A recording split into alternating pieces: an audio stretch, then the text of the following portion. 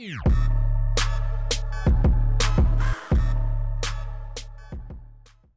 yo, what's up and welcome. I'm the one and only West Coast King, and welcome back to the Dortmund career, where today we will be finishing off this transfer window with Dortmund and actually getting into the season. And last episode, I asked you guys about the center back situation. My idea was to loan a player in for this year, and then next season, when we get a bunch more money to start the new season, season number 2, we would go for probably a big center back replacement to play next to Socrates. I still think that's the best way to go. There was one player that was added to the list here from the suggestions last episode, and it's this guy, Joris Gagnon, I think is how you say his name. Maybe, not sure. The only problem with him is he's only 6 foot tall. I like my center backs to be 6'1" is okay. I'll live with 6'1". 6'2" ultimately is my goal for center backs. 6 foot is really small. He does have good strength, not great jumping. As you know, for me, winning balls in the air is a struggle. The bigger guys help with that. So I still think Conti's probably the better option. Plus, we can get him for free and bring him in next season. So I think we're still going to stick with that plan. Now, there was another player from last episode that was brought up more than once in the comments below. And it's Ezequiel Barco. And I considered him and Lautaro Martinez, especially when I was having that Lewandowski crisis where I thought I was going to have to pay $164 million for Lewandowski. Thankfully, that didn't happen. But I was also considering Barco. And now that he's been brought up a couple of times by a couple of different people, I'm thinking it might not be a bad idea to go after him. You know what? Götze was not all that convincing in the Super Cup against Bayern. He doesn't have good stamina either. Maybe having Barco as a future replacement for Götze wouldn't be a bad idea. Plus, if and when Royce gets hurt, because you know it's going to happen eventually, he would be good coverage there as well. I think Barco's a good buy for this team. Let's see how much exactly it would cost to get him, though.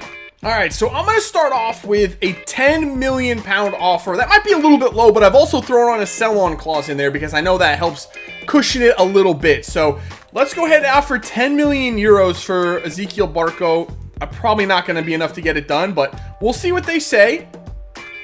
Okay, apparently that was enough. That's really cheap for a player with that much potential. I'm a little bit surprised by that, but you know what? I think 10 million is fair. And moving on to the contract with Barco, pretty easy stuff. 23,000 euros, that's fine with me. A small signing bonus, less than 300,000, also good. 4-year contract, rotation, squad role, no release clause. That's perfect. This is a very ideal situation that we just found ourselves in. I know I said last episode about the overused players in FIFA, specifically at center back. I know Barco's kind of one of those players, but I also feel like he's a player that Dortmund would go for in real life. A good young player with a lot of potential. They seem to find their way to Dortmund a lot. So I think this is a good pickup for us in this series, despite the fact that, yeah, he might be a little bit overused. So let's go ahead and get Barco into the team. All right, so now we are set to play our first match of the regular season. Technically, this is the second game of the year. We've already played Wolfsburg. I simmed that game last episode.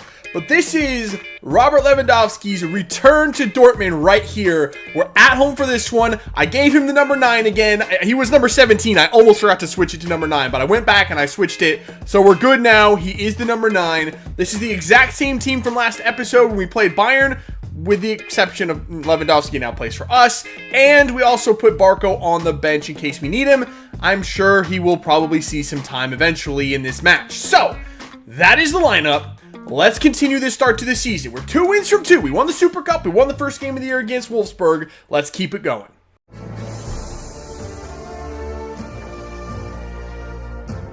All right, here we go. Kickoff at home against Hertha Berlin. Listen to the crowd cheering for the man who has returned, Lewandowski.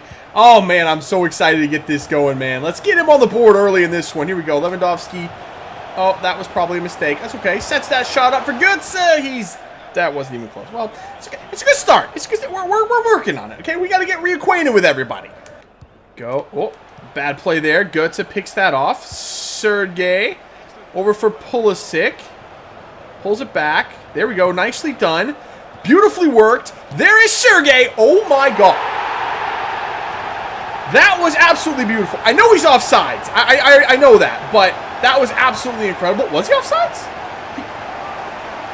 The score isn't... I don't know if he's offsides or not. Was he?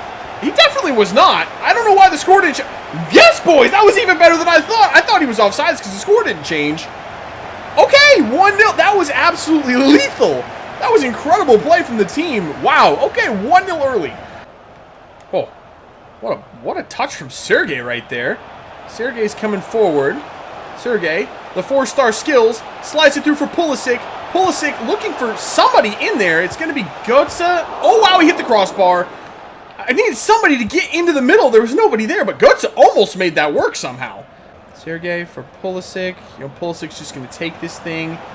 Pulisic actually has quite a bit of room. Lays it for Lewandowski. Lewandowski, back for Pulisic! And that is goal number 2. This team is just so good. The simple 1-2 between Pulisic and Lewandowski, that is why he's so good. He can literally do everything. He can score goals. He can make good passes like that. He holds the ball up. He's worth 140 million. He just is. He is the best striker in the world, not named Ronaldo, Messi, or Suarez. In my opinion, he's worth it. For us, he's worth it. He's just worth it. He just is. Look what he brings to the table. It's so good. Pulisic and Royce are going to have really good years. Oh, Pulisic, it's so good. It's actually just dirty how good he is. Look at him go. Christian Pulisic. No, one touch too many there before I got the pass away. Unfortunate, but beautifully done, man. Pulisic is incredible. Oh, that was unlucky. That was really, really unlucky and really bad. Oh, I couldn't quite get over there to stop the pass. Whew, almost got caught immediately on the counterattack. Uh-oh. Uh-oh, Hertha's through. Hertha's through. That's a decent cross. It's over everyone's head. Whew, that was sketchy. We desperately need subs here. It's 74 minutes. We haven't made a single sub, but neither have they. I mean, people have got to be getting tired out there, but Pulisic not looking all that tired, to be honest. Pulisic looking in there for Lewandowski. That was it. That was the one. It was blocked. Uh-oh. Uh-oh. Uh-oh. Uh-oh. Uh-oh. Uh-oh. Uh-oh. Wow, Berkey, what a save. Hertha is starting to threaten a little bit here, but to be fair, we've played it literally over 30 minutes. Good save again, Berkey. Over 30 minutes of game time here without a single stoppage. We have subs ready to come on. We just can't get them on the pitch. Well, that is going to be the final whistle. That second half was absolutely insane with the lack of stoppage there was there. There was literally the ball never went out of. It stopped twice. The play stopped twice for 2 free kicks for us. That was it. So I couldn't get Barco on for his debut until the very, very end. He was on the field for like 2 seconds, as was Dolberg. But that's okay. You know what? We still got the win. I wish I could have got Lewandowski a goal in his debut back with Dortmund, but that's okay too. He did enough. He definitely did enough. He picked up an assist. He was definitely involved. I liked the way he played, and it was a great performance. Honestly, we've got to be at least one of the favorites to win the league this year. We have to be. That was so freaking dominant. So right after that game, we got word that Tuanzebe did accept his loan deal to our club for the season. So that is great. That's some extra center back depth. And I also think that's probably the team done for the season. I mean, I think that's what we're going to go with for this year, with the exception of maybe a couple of youth academy call-ups here and there. The team looks good. And there's depth now. We're a solid side. I like the look of everything that's going on. The one thing I do wish is that Ezekiel Barco had some kind of at least a computer-generated face. I hate that blank face thing, but what are you going to do? And yeah, I mean, the starting 11 looks really, really solid. You saw what they did to Hertha Berlin. It's just a dominant team. I like every single position in this team feels like it has the right player in it. And I don't think I can ever say that I've had that before. There's always been 1 or 2 players in a team that I feel like we could upgrade somewhere here or there. I mean, obviously, this other center back spot, Toprak is good. He was actually very good against Hertha. Doesn't win balls in the air. That's the only criticism I have for that. But you know what? Other than that, the team is great. And I really do think we should win things from the very beginning. This season, I want to win the title. I want to win the Domestic Cup. I want to win the Champions League because I think this team is capable of doing that. So we'll see how this season goes. So I was cruising through deadline day. There's like 4 hours left now on deadline day, thinking everything is going our way. It's all sunshine and rainbows. And then, of course, someone had to pay a release clause for one of our players, and it's for Julian Weigl. That's a very, very key player for us. Atletico Madrid paid his 39.9 million euro release clause, so we're going to have to give him a new contract. Let's see how much it's going to cost us. Alright, well, the renegotiation with Weigl went so smoothly, I accidentally kind of skipped right through the whole thing and didn't show you guys, but we did re-sign Weigl. He was making $46,000 per week in wages. I gave him 70 as an 81 rated player. I figured that would be good, and it was. He got a decent bonus of, I think, $700K to sign on. No performance bonus, but I did have to include another release clause for him. of 58 million. So if someone pays the 58 million, at that point, I might even consider letting him go. I'd rather not, but I would consider it. We might end up having to give him a new contract eventually again. But either way, Weigl is staying in the team, at least for now. Our second youth scouting report is in from Thomas Kukler, and he found a couple of decent players. It's not going that well, I'll be honest. It's not exactly what I was hoping for, but this first guy, Torben Klein, 5'9", something tells me he's going to be a fullback, a left back or a right back, somewhere in there. I'm not going to sign him right away. I'm going to scout him for another month or two. If his overall is anywhere near 60 to 65 at 17 years old, that's not that bad. I would sign him at that point. Olivier Winter, though, that's not bad. Yeah, we're definitely going to be taking that guy. He looks really, really good. 5'11". I'm hoping he grows a little bit. At 15, he could still hit a growth spurt and go up to like 6'1", 6'2", hopefully. And if that does happen, I'm hoping he'll be a center back. So I'll sign him up. With Klein, I'll wait another month. Our next match is going to be our first one on the road this season. We're taking on Freiburg. They are in last place. So, yeah, I'm going to sim this one. I think we should be okay here. We got a first choice starting 11 in there. We do have Nice coming up in the Champions League, though, midweek. So, 2-0 win. Weigl, big man coming through with the new contract and a goal. And Götze getting the goal. So, not half bad. Hopefully, this team is still going to be fit, though. We do have the Champions League coming up. So, not a bad performance there. So, rolling into the Champions League now, we're actually not going to make any changes to the team. We're going to leave the same team out there that's played pretty much every game so far this season. And we're taking on Nice on the road. Like I said when I told you who was in this group, this is technically the worst team. And they're not even that bad. They've got the likes of Balotelli, St. Maximin, Wesley Schneider. They're not bad at all. But we do have to pick up points here. We absolutely can't come away with this from this game with 0 points. We have to at least get a draw on the road.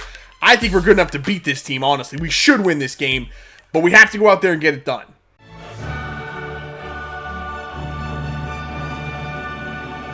All right, on a stormy night in France, we're underway in the Champions League. It's kind of foggy or misty or something. It's a really, really weird, it's like almost like a filter over the screen. It's very strange, but all right. We are underway, though, in the Champions. It's been a while since I've been in the Champions League. I'm excited to get going again. All right, we have a corner early on here. Guerrero should be able to get by this guy. Oh, absolutely did him dirty there. And that's top back post. He hit it right at the goalkeeper, though. That should have been 1-0 early. Oh, nice move from Lewandowski. Gets that ball away to Royce. Royce trying to get it back in there. Pulisic kicks right at the goalkeeper again. Really, you guys?